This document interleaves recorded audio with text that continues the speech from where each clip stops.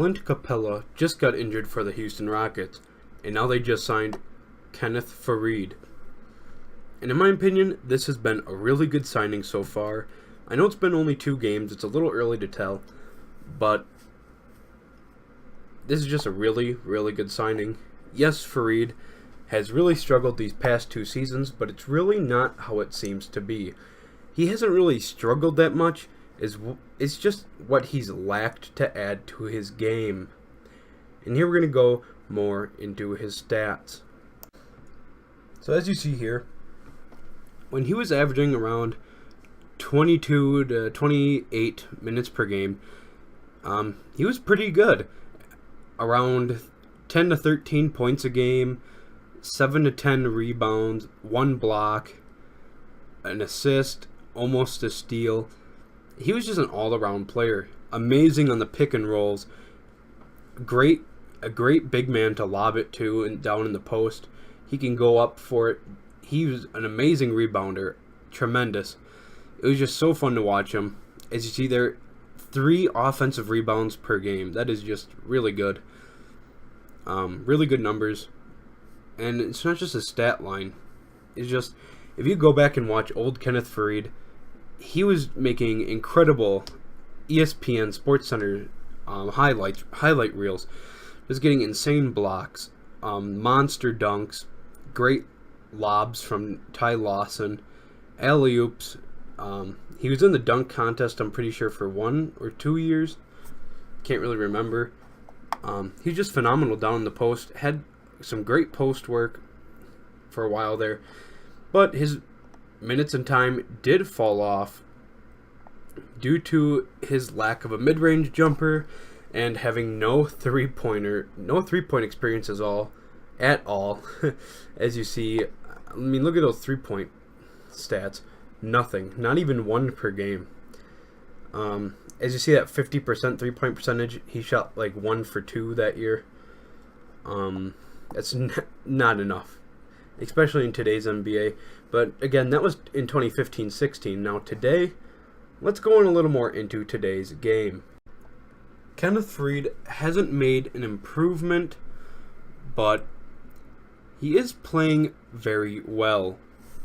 In his first game with the Rockets, it was against the 76ers.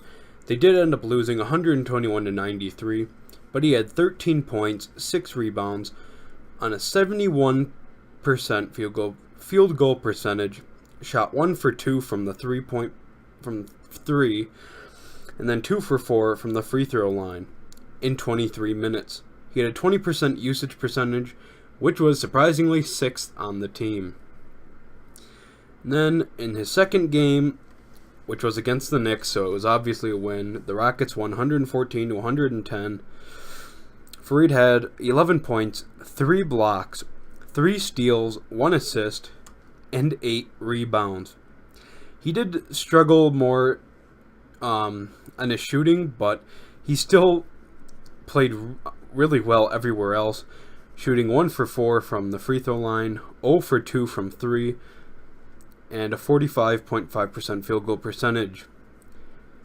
And the thing that's surprising me, against 76ers, he shot 5 for 7, so of course the 71%, and then against the Knicks, 5 for 11. So he is shooting quite a bit, which I honestly did not expect. And he had a 23% usage percentage, which was 2nd on the team in the Knicks game. So he has a pretty high usage percentage, not nearly as high as James Harden. Harden is absolutely killing it right now. But still, nonetheless, Kenneth Faried is still playing tremendously well. So, in that case, we have to look at, not that Kenneth Faried is really improving his game, because of course he did struggle from the free throw line. It looks like shooting a combined 3 for 8 so far in 2 games with the Rockets. And it looks like he is shooting threes. Sure, it's 1 for 4, but I mean, that is more than ever. He's shot more threes this whole season than he has in his entire career. So just really impressive from Faried. He's at least trying. I really like that. And Faried to excel with the Nuggets with Ty Lawson. Imagine what he's going to do with Chris Paul and James Harden. Sure, Faried is a bit out of his prime, but he's only 29 years old. And with this experience and the crazy athleticism he has, I feel like Faried is a perfect fit on this Rockets team. And even if Capella does come back, of course he's going to come back, but when he does, Faried will just slide over to power forward or be a great piece off the bench.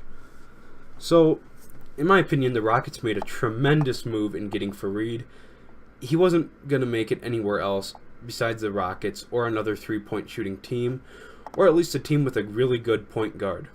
So, with that being said, please leave a like and subscribe for more NBA and NFL content.